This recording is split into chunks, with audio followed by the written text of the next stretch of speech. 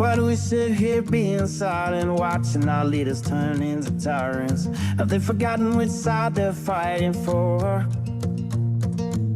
Checks and balances set aside and rule of laws, youth and ours, and Constitution openly ignored. Man, I'm not okay. Think we are being played. Is it time for right and left to join a greater cause? Man, I'm not okay.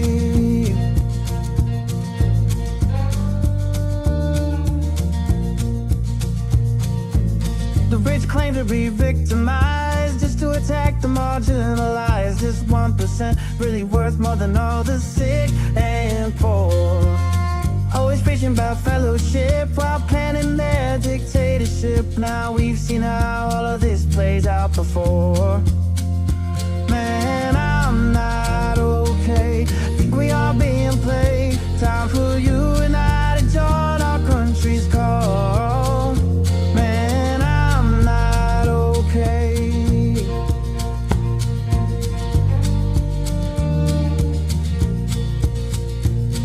Ever wonder all the mystery? Why they whitewash our history? Keep dividing is their plan. All in all, such a scam. Algorithm very sly, only used to spread the lies. Politicians know well, hate is simple to upsell. Man, I'm not okay. Think we are being played. Time for you and I to join our country's call. We are not okay. America is not okay, and we all know that. Former Congressman Joe Walsh, this is The Social Contract with Joe Walsh. Let's figure out how to get okay together.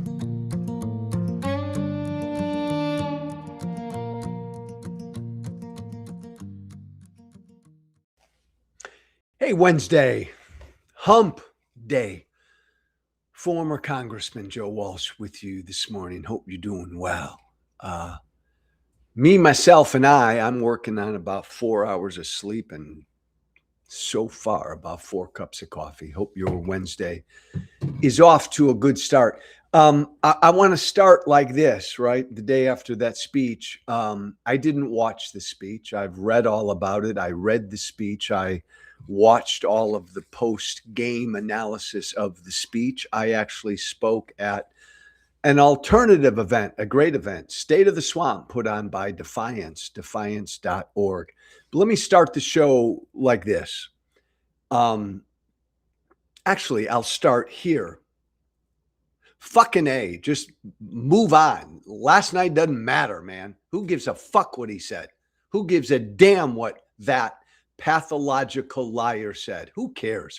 Who gives a damn what that cruel psychopath said last night? I mean, he's all about division and fear. The entire night last night was about stoking division and stoking fear. Forget about last night. Move on. You know what matters? November matters. Like, I feel like we're at that point, right? Like, rear view mirror.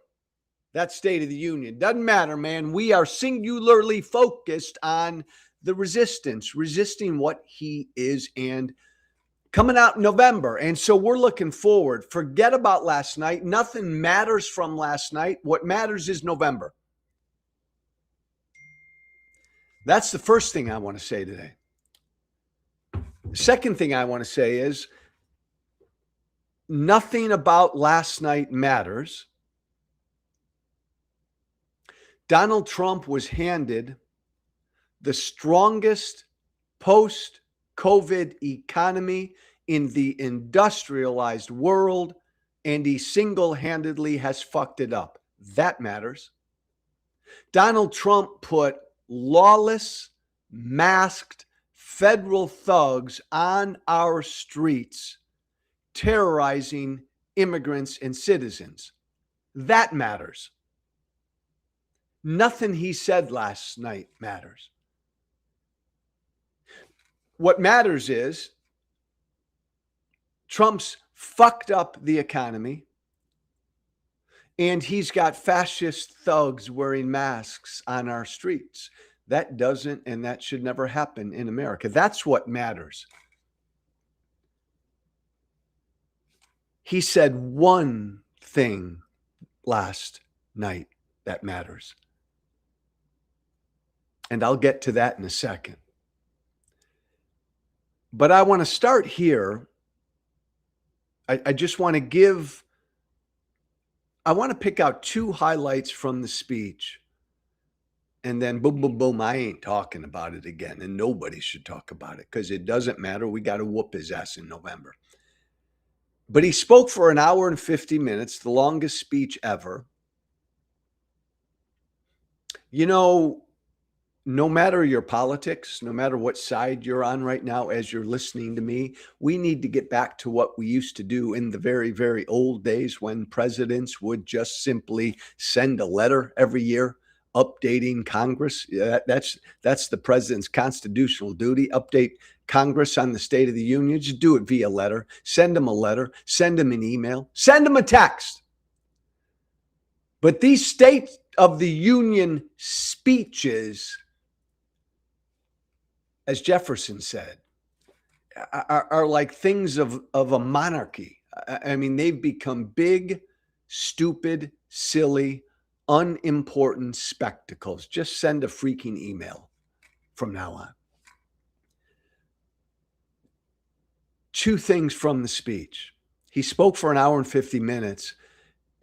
Again, if you're a fact checker right now, are you still alive? I'm seriously asking. Daniel Dale, that dude on CNN, all the other fact checkers, everybody trying to fact check Trump's speech last night. I am worried for your physical and mental well-being. It was an hour and 50 minutes of just lie after lie after lie after lie after lie.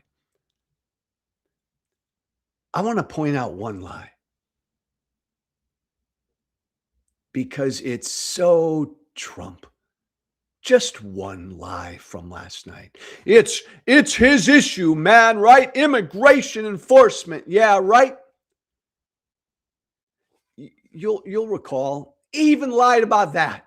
You'll recall this horrible incident last August when Irina Zarutska, a Ukrainian refugee, was riding a light rail train in Charlotte. And just some horrible guy came up behind her, stabbed her a bunch of times, and she bled out and died right there on that train. You remember that incident? Keith, you got the headline? Irina Zarutska, thanks, just horribly killed last August in Charlotte on that light rail train. Just sickening. Trump had her parents there last night. Remember, the whole thing's just a spectacle. It's a campaign. It was an hour and 50-minute campaign speech. That's all Trump's doing. And Trump spoke to this incident, the killing of Irina Zarutska, to try to make a point about immigration enforcement. It's a bit of a longer clip, but let's play it. Go ahead, Keith. Last summer, 23-year-old Irina was riding home on the train when a deranged monster who had been arrested over a dozen times and was released through no cash bail stood up and viciously slashed a knife through her neck and body. No one will ever forget there were people on that train. No one will ever forget the expression of terror on Irina's face as she looked up at her attacker in the last seconds of her life. She died instantly. She had escaped a brutal war only to be slain by a hardened criminal, set free to kill in America. Came in through open borders. Stop, Keith. Mrs. Came in through open borders. Irina's killer, Trump said there, as he had her parents there. He said her killer came in through open borders. He lied. He's lying. That son of a bitch, using Irina's parents, having them up there in the seats as they're tearing up, as Trump walks through what happened to their daughter on that train in Charlotte. He fucking uses them to make a point about immigration, and he lies. Came in through open borders, Irina's killer? No. He was born in Charlotte. He's a 34-year-old United States citizen who, by the way, suffers from schizophrenia. He's mentally fucked up.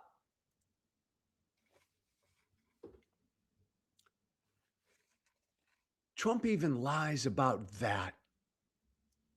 He lied to her parents. He lied to the country, but he lied to her parents. He flew them to D.C., put them up there as props.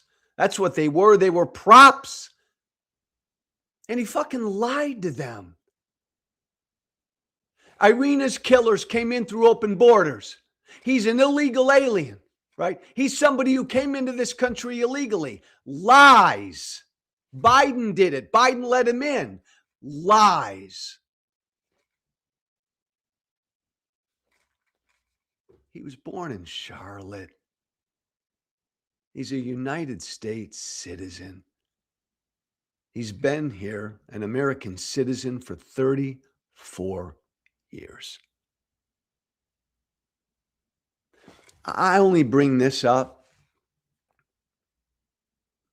because the whole speech was riddled with lies. But what a despicable lie this is. It says so much about Trump that he'd use her parents there to lie to try to make a political point. And I'm asking you, Trump supporters, who are all against open borders, I get it, and you're all against our way too lenient criminal justice system. I'm with you on all of that.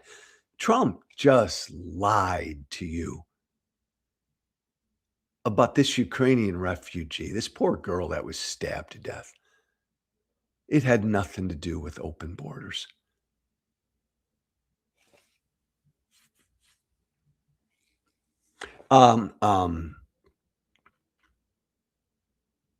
One thing Trump said last night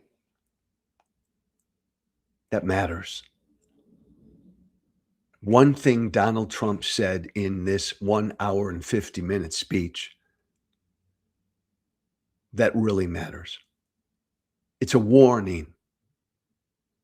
Trump's telling us again that he's going to fuck with and mess with the midterm elections. He's going to fuck with and mess with our elections again. He's going to try to cancel our elections. He's going to try to screw with our elections. He ain't never going to accept the results of our elections. A warning, America. This is the only thing Donald Trump said last night that matters. Keith, on Democrats and cheating. Cheat, they have cheated, and their policy is so bad that the only way they can get elected is to cheat, and we're going to stop it. We have to Hey, Keith, stop play it. that one more time. Play that one more time, brother. Give that to me again. They have cheated, and their policy is so bad that the only way they can get elected is to cheat, and we're going to stop it. We have to stop it, John. Thanks, man. Thanks, Keith.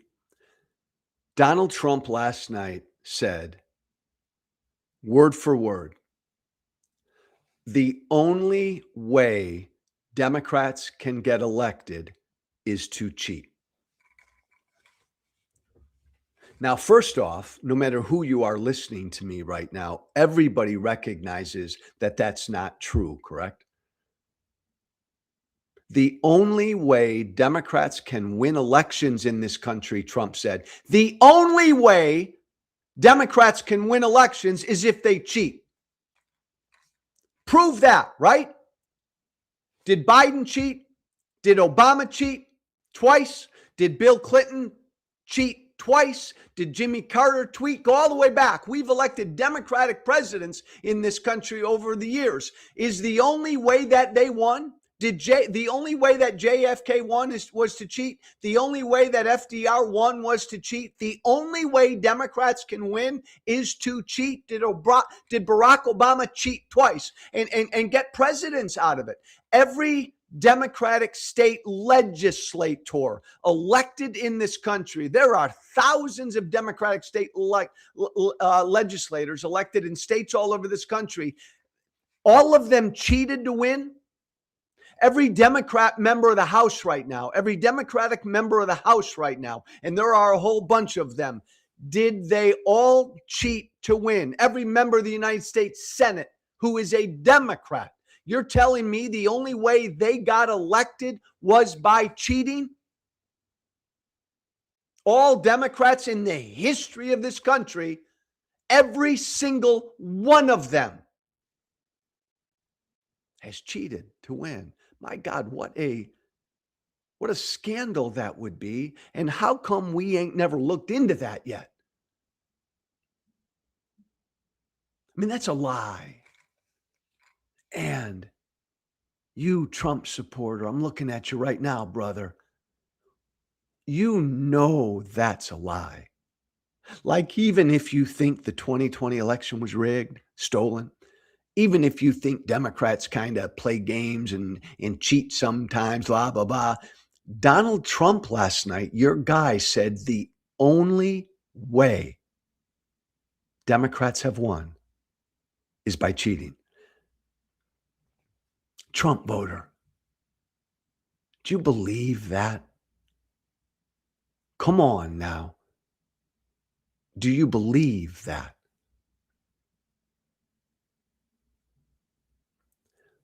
But here's the point. And by the way, of course you don't.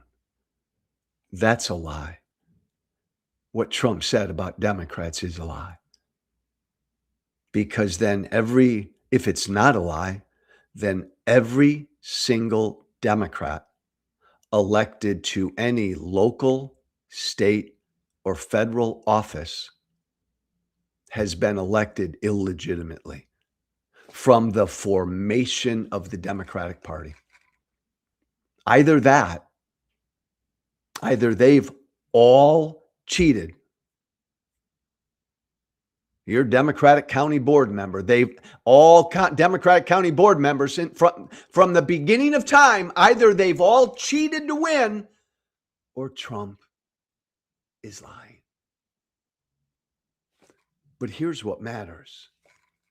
This is a warning. This is the only thing Trump said last night that matters, because Donald Trump is telling all of America again, fuck it. I'm going to fuck with, I'm going to mess with, I'm going to screw with this election. I'm going to do whatever I can to mess with these midterm elections. I'm going to try to cancel these elections. And Donald Trump is telling the entire country once again, I will not accept the result if we lose. That's what he's doing. He's doing it again. He did this. I love to remind everybody of this. In 2020, in that presidential election in 2020, Trump versus Biden, Donald Trump began lying about the November election way before the November election. Donald Trump said the same thing that he said last night. He said that same thing months before the 2020 election. I'll never forget when I first heard it. I was still on the radio. It was like early May of 2020. And Donald Trump at a rally said, there are only two possible scenarios for November.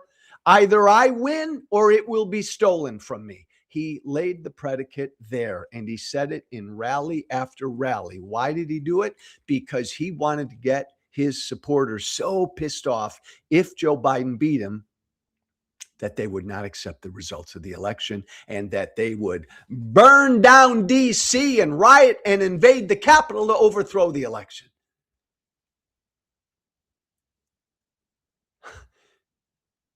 It's a warning, guys. He's doing the same thing now. He's trying his damnedest, and he will continue with this right up to November to illegitimize the November elections, period.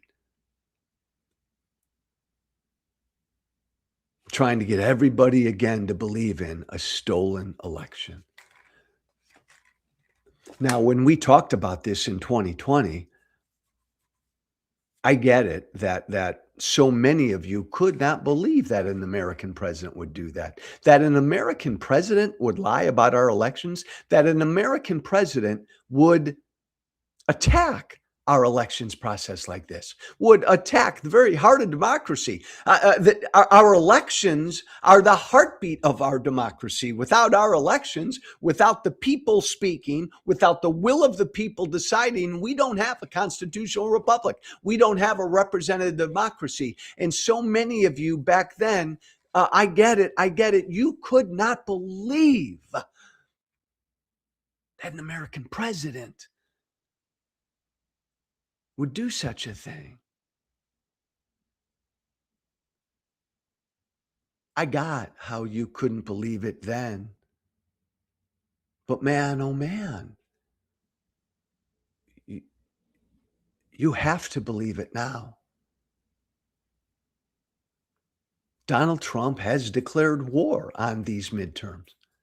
He has an elaborate plan that he's already put in place. It began last year with military on the streets in Los Angeles and elsewhere. He's just trying to test. These are test cases, right? His game is, a big part of his plan is to incite violence and chaos so that he can put the military on our streets, invoke the Insurrection Act, declare martial law, maybe call off the midterms. But if he can't create enough havoc and chaos that the midterm elections are completely fucked up and have ICE agents or Marines outside of polling places in blue cities and blue states to intimidate Democrats from voting, that's just part of his plan.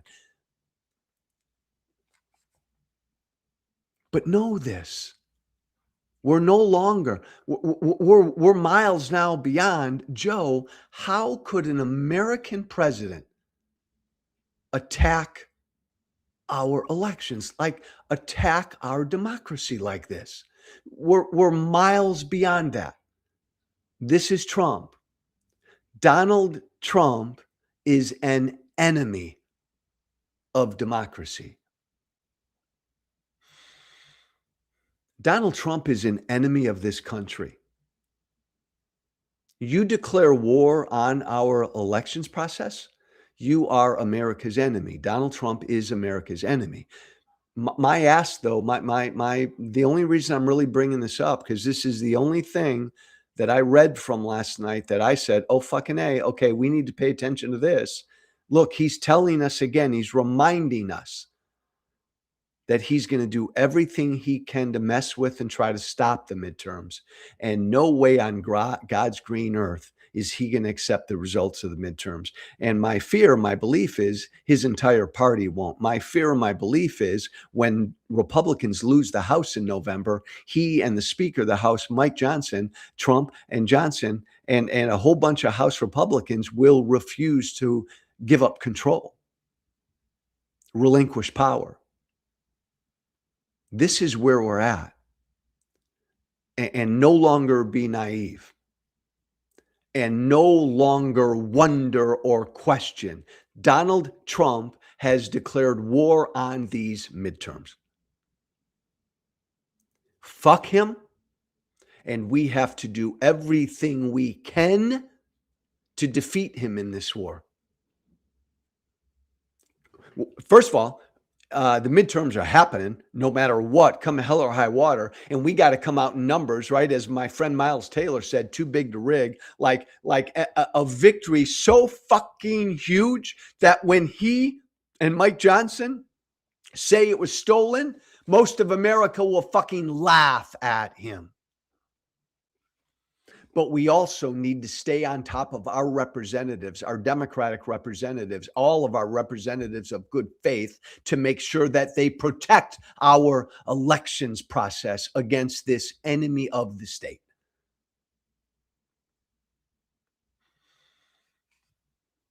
That's the only thing that matters. That Trump said in that hour and 50 minutes, as governor of Virginia, Abigail Spanberger, who gave a very good rebuttal to the State of the Union last night, as she said last night, really effectively. And if you listen to the whole speech, he really didn't talk about the economy much, like what he's going to do. He rattled off a bunch of lies about how Biden gave him a disaster and blah, this is the strongest economy in the world, blah, blah, blah, all lies. But he didn't talk about anything he was going to do economically. Abigail Spanberger got up there after and said, hey, he's not working for you. And everybody knows it. Donald Trump is not working for you. And we all know it. And she's right. Final point this morning. Move on. Our job at hand, our task at hand is November. Ignore what that was last night. Who gives a fuck? November. And it's doing everything we can do to defeat him, to make sure the midterms come off, to make sure the midterms happen. And again, that is coming out in numbers that are unseen, like we've never seen before. And that is bombarding our representatives at the state, local, and federal level. All of our representatives, whether they're MAGA, Democrat, Republican, demanding that they defend our elections process from this enemy of the state. We got to bombard our representatives daily, weekly. One of the other most important things we can do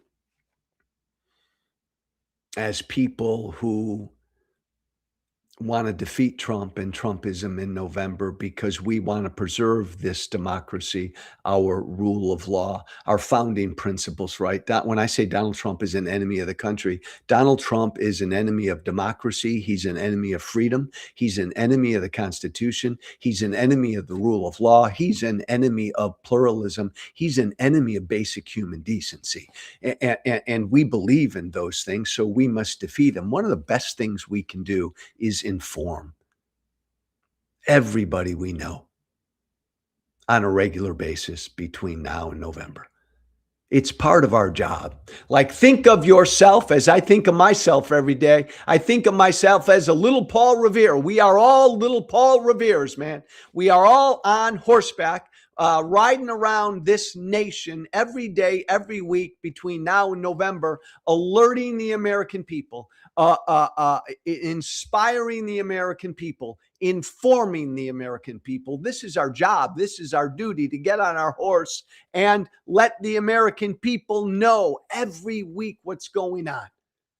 We're all little Paul Reveres. We all have circles of influence. I've said this a bunch before. Some of us have humongous platforms. Some of us have platforms that are maybe not humongous, but we all have platforms. We all have friends. We all have email groups. We all have book clubs, soccer clubs, you name it. We all Facebook. We all tweet. We all Substack. We all whatever. Our job, our duty as citizens is to keep our circle of influence, the people we know, informed on a regular basis. I said this a few months ago. Every week, here's one concrete thing we all can do. I've said this a bunch before. Every week, just once a week, send everybody you know, email, post on social media, everybody you know, just one ICE video. One video of an outrageous, lawless, un-American, cruel thing that those mass federal thugs are doing on our streets. Just one. There are thousands of videos a day all over Kingdom Come. that show the brutality and the lawlessness of ICE. It's our job once a week. You can do it once a day if you want. I try to do it once a day, more than once a day. But if you want to do it, commit yourself to once a week. Just send out one ICE video to everyone you know once a week to help keep them informed of what these mass federal thugs on our streets are doing. Hey, send out, respectfully, send out everybody you know one piece of how Trump has single-handedly fucked up this economy once a week. We're always, I always hear what matters to the American people is, Joe, the price of meat, the jobs, all these kitchen table issues. I tend to think democracy matters every bit as much, but okay, send everybody you know just one piece of economic news, how Trump is fucking up this economy. He does it daily, weekly. Inform the people you know. And finally, he is a fascist. He's everything our founders feared. Once a week, send everybody you know a video or a post of one un-American, ugly, cruel, dictatorial, unconstitutional, fascist thing Trump has said or done. There are hundreds of examples every day. You see, little Paul Revere, we're all little Paul Reveres. Our job, right, besides just hustling and protesting and rallying and knocking on doors and making phone calls and bombarding our reps, our job is to inform everybody we know on a regular basis about what's going on, helping them understand this moment. That's our job. So last night, fucking rear view mirror. We got a job for these next 9 months. Get on your horse, Paul Revere. And alert. Inform your fellow citizens. We all have the ability to do that. We all have the obligation to do that. Amen, we do. Paxos.app, it's here. You'll learn a lot more in the next day or two, but Paxos now is out on the streets. And we're especially setting up a pilot program in Portland and Minneapolis. Paxos, as you all know, is our one-stop shop, our AI-generated tool to help immigrants and citizens lawfully fight back against ICE. It's out on the streets as we speak. I'll be promoting this all week. We'll be answering your questions all week. We're going to distribute it nationally to everybody who needs it. We're going to have a particular focus on the immigrants and citizens in Portland and Minneapolis. And we will generate stories as to how Paxos is working out there. Go to Paxos.app, and read about it. And again, your financial support, because we've crowdfunded this thing, will only help us get it into the hands of everybody who needs it. My Substack, Social Contract with Joe Walsh.substack.com. Social Contract with Joe Walsh.substack.com. I got pissed off last night, really angry. And I said the F word way too much. No. I gave a speech, a brief speech, 3-minute speech at the State of the Swamp event in DC, put on by the great group, defiance.org. The entire speech, my pissed off 3 minutes, is right there on my Substack. Check it out. Social Contract with Joe Walsh.substack.com. Shoot me an email, guys, about anything that's on your mind always. Inform me, educate me, help me, criticize me, love me, or get pissed off at me, whatever you'd like. The Social Contract with Joe Walsh, all one word, @gmail.com. Thanks for listening. Be brave. Thank you for listening. Remember to listen, follow, and share The Social Contract with Joe Walsh on Apple, Spotify. Plus, don't forget to subscribe to The Social Contract on Substack. This has been The Social Contract with Joe Walsh.